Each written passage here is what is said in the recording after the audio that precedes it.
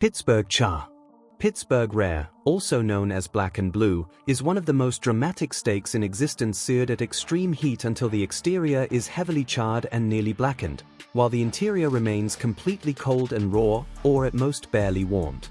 The name originates in Pittsburgh, Pennsylvania, and the most widely repeated explanation connects it to the steel industry. Workers at the mills allegedly cooked their lunch meat directly on the superheated surfaces of the furnaces, where temperatures were so intense that the outside of the meat would scorch within seconds while the center remained entirely untouched. The char that forms under those conditions is not a simple brown crust. It is a full carbonization of the outer layer, producing bitter, smoky, almost coffee-like notes that stand in sharp contrast to the cold, clean rawness at the core. That contrast is the entire point of the dish. You are eating two completely different textures and flavor profiles simultaneously: an aggressive, intense exterior against a tender, mineral interior. Replicating this at home is genuinely difficult. Most residential stovetops and even standard outdoor grills cannot generate the temperatures required to do it properly. The most practical routes are cast iron pans pushed to their absolute thermal limit, or restaurant-grade broilers. The steak must be very cold when it hits the cooking surface, so the interior does not begin warming while the exterior blackens. The entire process can take under 2 minutes, which speaks to both the extremity and the precision the technique demands. Thick cuts like filet mignon or ribeye are best suited to this method, as thin steaks would cook through before the outside has any opportunity to properly char. The intense heat also renders a small amount of surface fat, which feeds into the smoky crust and reinforces the contrast with the untouched center. Caveman style. Caveman style cooking is, in the most literal sense, the oldest method of preparing meat still practiced by serious cooks today. There is no pan, no grill grate, no intermediary of any kind. The steak goes directly onto glowing hardwood coals. Some call it a dirty sear or fire steak. The technique reached a wider modern audience in part because US President Dwight Eisenhower was known to enjoy thick steaks prepared this way. The science behind it is more elegant than the name suggests. When a cold, wet piece of meat contacts hot natural charcoal, the surface temperature of the coal drops slightly at the point of contact, which actually slows the formation of new ash at that spot. Any small fragments of charcoal that do adhere to the meat can typically be brushed away after cooking. What matters is using natural hardwood lump charcoal rather than manufactured briquettes, since briquettes often contain binders and additives that introduce off flavors into the crust. Before laying the steak down, experienced cooks lightly clear loose ash from the surface of the coals to ensure clean, direct contact with the meat. The flavor profile that results is deeply smoky and unmistakably primal. As fat renders and drips onto the coals, it vaporizes and rises back up into the meat, continuously building the smoke character of the crust. Some cooks argue that even a thin dusting of charcoal on the exterior adds an earthy depth that no other method produces. This direct fire approach has deep roots across multiple culinary traditions. Argentine and South American asado culture has long embraced versions of it, and similar techniques appear throughout North African and Middle Eastern cooking. It represents the most unmediated relationship between meat and fire that cooking allows. Reverse sear. The reverse sear occupies the opposite end of the spectrum from caveman cooking. It is widely regarded as the most scientifically refined and reproducible method available to a home cook for producing a steak that matches professional kitchen results. The traditional assumption held that searing first would lock in juices, after which the interior would finish cooking through residual heat. That theory has been largely discredited. Food scientist J. Kenji Lopez-Alt was instrumental in popularizing the reverse method, which begins the steak in a very low oven and finishes it with a hard, fast sear in an extremely hot pan. The underlying logic is straightforward. When a thick steak is introduced to high heat from the start, the outer layers overshoot the target temperature long before the center reaches it. This is why so many steaks, even carefully cooked ones, show a gray, overdone band surrounding a smaller, properly cooked core. By starting the steak in an oven set between 225 and 250 degrees Fahrenheit, the entire cut rises to temperature gradually and uniformly, with almost no gradient between the center and the edge. The final sear in a cast iron pan with butter and aromatics then builds the crust in under 2 minutes without pushing the interior past the desired doneness. The benefits extend beyond even cooking. Because the reverse sear produces such a uniform internal temperature, the steak does not require a long resting period afterward. In conventional high-heat cooking, the exterior becomes dramatically hotter than the interior, which can force juices toward the center and then expel them when the meat is cut. The temperature equilibrium created by the reverse method means juices stay better distributed throughout, and the steak can be served almost immediately after the final sear. The slow oven phase also allows intramuscular fat to melt more evenly through the meat, producing a clean, consistent flavor that is especially valuable in thick cuts like bone-in ribeye where standard pan cooking is difficult to control. Fat poached. Fat poached steak is a preparation you encounter almost exclusively in high-end restaurant kitchens, and for good reason. It is technically demanding and produces results that are difficult to achieve through any other method.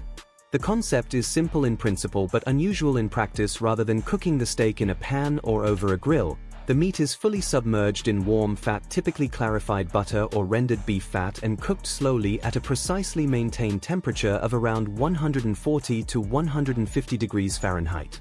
The roots of this technique lie in classical French cuisine, where cooking proteins gently in fat as a means of controlling doneness with precision has been practiced for generations.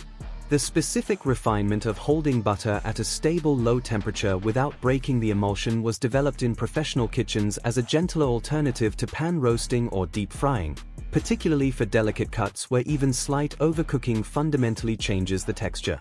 What the fat does is coat every fiber of the meat as it cooks, resulting in a texture that is extraordinarily tender and deeply rich without tasting greasy. The steak tastes saturated with its own amplified flavor, the dairy fat serving as a medium that concentrates and enhances rather than overwhelms. A brief, high-heat sear in a pan at the end provides the crust that poaching alone cannot develop. The method is especially well-suited to leaner cuts, because the fat poaching compensates for the absence of internal marbling by basting the muscle from the outside in. A heavily marbled cut subjected to this treatment produces something so intensely rich that most people can only eat a small portion before reaching their limit. One of the technique's practical advantages is that the steak cannot overcook in the bath the way it can under direct heat, making it one of the most consistent and controllable methods for achieving precise doneness. Dry-aged.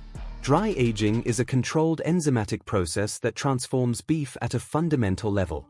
A dry-aged steak is stored in a temperature and humidity-regulated environment for an extended period, typically anywhere from 28 to 120 days, during which natural enzymes steadily break down the muscle tissue while a significant portion of the meat's moisture evaporates. The practice predates modern refrigeration, though it was not scientifically understood for most of its history. Before cold storage existed, hanging and aging meat was simply how butchers managed their inventory and slowed spoilage. What they likely observed over time was that aged meat tasted better and ate more tenderly, even if the mechanism behind it remained unexplained. Two simultaneous processes drive the transformation. Enzymatic breakdown loosens the tight protein structures within the muscle fibers, which accounts for the dramatically improved tenderness that well-aged beef displays compared to the same cut eaten fresh. Simultaneously, moisture loss concentrates the flavor compounds in the remaining tissue, which is why a 45-day dry-aged ribeye delivers a noticeably more intense and complex eating experience than its fresh counterpart. Longer aging times introduce increasingly pronounced, almost blue cheese-adjacent notes that originate from the surface molds developing on the dried outer crust, a layer that is trimmed away entirely before the steak reaches the customer. Because of that trimming and the weight loss from evaporation, dry-aged beef is more expensive to produce and to purchase. You end up with less usable meat from each cut. The steak itself is firmer and less juicy than fresh beef, but the depth and persistence of its flavor are without equal. It also browns exceptionally quickly when cooked because of its reduced moisture content, which means a strong, developed crust forms in the pan faster than it would on fresh beef. Ultra-marbled. At the absolute pinnacle of what beef can be sits A5 Japanese Wagyu with a beef marbling score of 12, the most extreme and rarefied expression of steak in the world. It originates from a small number of specific cattle breeds raised under highly controlled conditions in Japan. The A in the grading designation reflects a high yield of usable meat, while the 5 represents the maximum score for qualities including color, texture, and overall condition.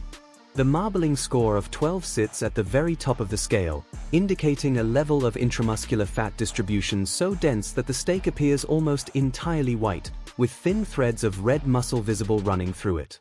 The fat responsible for this appearance is unusually high in oleic acid, the same monounsaturated fat found in olive oil, which has a significantly lower melting point than the fat found in conventional beef. This means the marbling does not need heat to liquefy.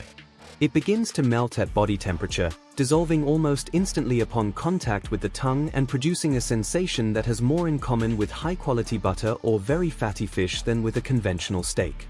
The texture is soft to the point of being almost ineffable, and richness is the defining quality of every bite. Cooking A5 Wagyu requires restraint and speed. Prolonged exposure to heat causes the fat to render out entirely, stripping the steak of the very quality that defines it. A light, fast sear on each side is all the technique requires, enough to warm the interior and set a minimal crust while preserving the fat's texture. This is not a steak designed for a grill or a long cook. It is closer in spirit to a luxury delicacy like foie gras or otoro tuna than to a conventional piece of beef, and it is typically served in small portions precisely because its richness is so concentrated that a full-sized serving would be overwhelming. Only a tiny fraction of cattle raised in Japan ever reaches this grading level.